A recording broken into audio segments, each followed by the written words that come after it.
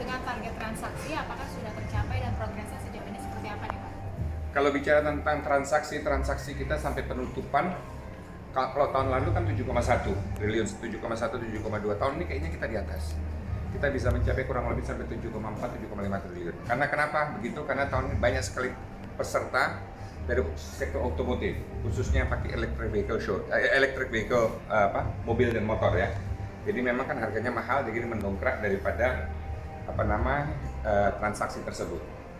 Jumlah pengunjung? Nah, kalau kita bicara dengan jumlah pengunjung, nah transaksi naik, pengunjung bisa dikatakan agak sedikit lebih turun karena memang kan harinya kita berkurang kurang lebih 6 hari. Jadi hari ini dari kemarin kita sudah menembus 5,5 juta. Target kita akan kurang lebih sekitar 6,3. Sebetulnya kalau dibicarakan apple to apple ya dengan tahun lalu, ya sebetulnya angkanya bahkan di atas tahun lalu kalau dibandingkan hari per harinya. Cuma kan kita kekurangan 6 hari ini ya.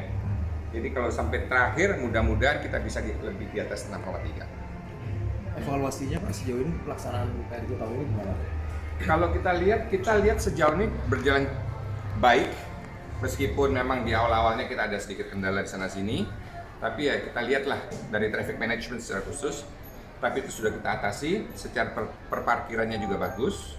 Kita juga bekerja sama juga dengan pihak-pihak luar. Anda bisa lihat di luar kan banyak sekali perparkiran yang dilakukan oleh para LSM, tapi itu kita bukan kita koordinir, tapi kita menyerahkan kepada mereka bekerja sama dengan BPKK, diatur secara rapi sehingga tidak ada terjadi pemalakan.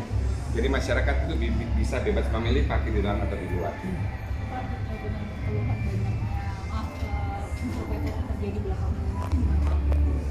Iya sebetulnya kalau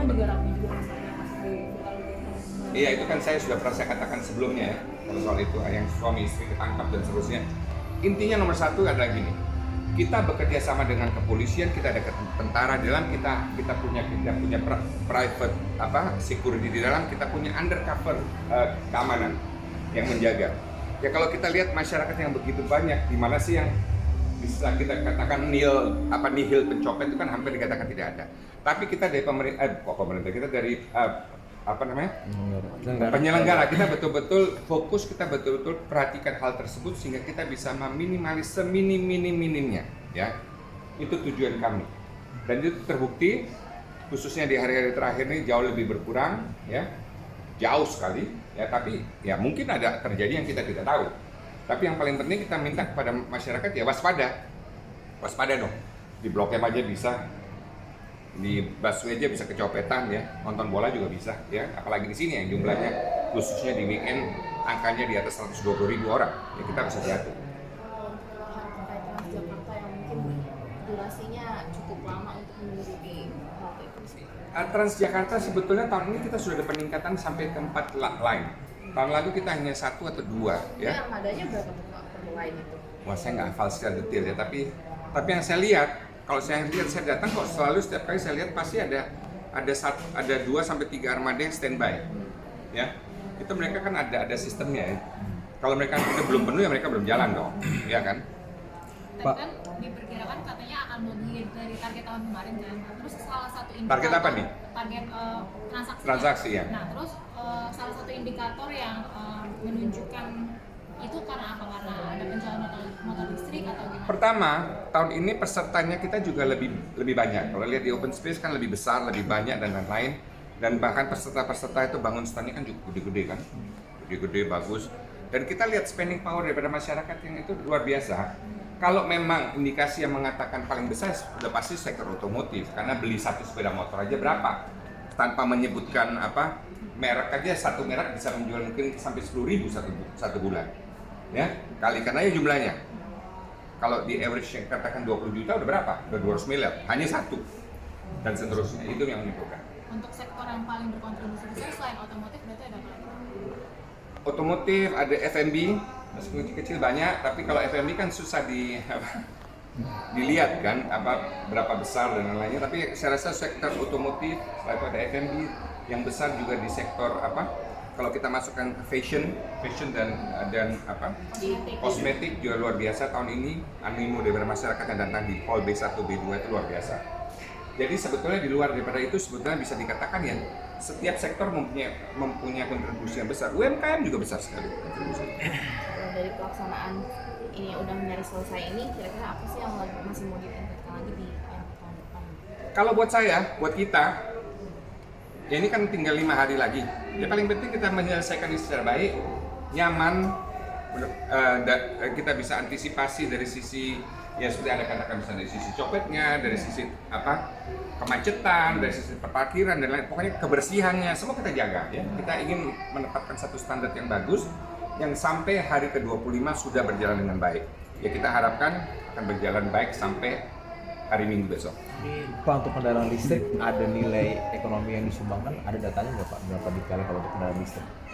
Sekarang kan kita lihat, kalau kita lihat itu banyak sekali kendaraan listrik khususnya motor. Ada pun stand-stand yang Anda masuk ke sana, Anda bisa ngecek kalau Anda pantas mendapat subsidi dari pemerintah, Anda bisa dapat potongan sampai 7 juta seperti itu. Itu salah satu penyebab kenapa penjualannya begitu bagus ya. Kita lihat di hall A1, 2, 3 A1 dan 2 tidak cukup, terpaksa kita expand sampai ke C3 ya. Kalau berapa persis sepeda motor listrik saya belum lihat, saya belum dapat angkanya. Pak, kalau yang UMKM itu ada catatan tersendiri nggak sih Pak, seberapa besar membantu pedagang dan lain-lain? Kalau UMKM kan gini, UMKM kan ada UMKM swasta, ada UMKM binaan kan. Nah, kalau UMKM swasta itu lebih gampang, datanya mereka mungkin sistem pembukuannya jelas dan lain-lain.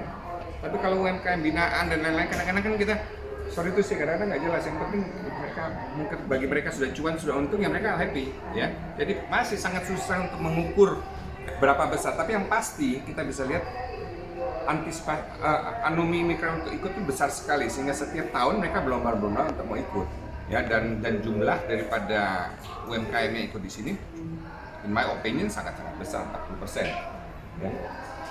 Pak, minta tanggapan soal kiprah putrinya nih Claudia bersama timnas itu gimana Pak?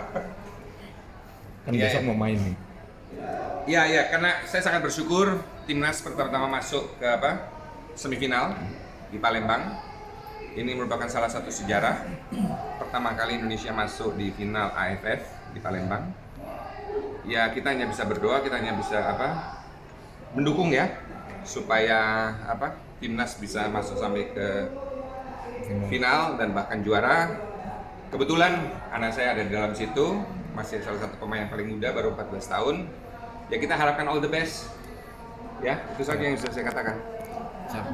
Penyelenggaraan tanggal 16 Juli besok itu hari Minggu, kira-kira yang bisa dilihat sama masyarakat di penutupan di Expo. Ya penutupan kita ada kotak, ada band musik kotak, dan kita ada acara penyerahan grand prize, dan kita juga ada pesta kembang api. Ya? Ada lagi? Siap kok Pak. Makasih Pak Rof. Ya, makasih ya.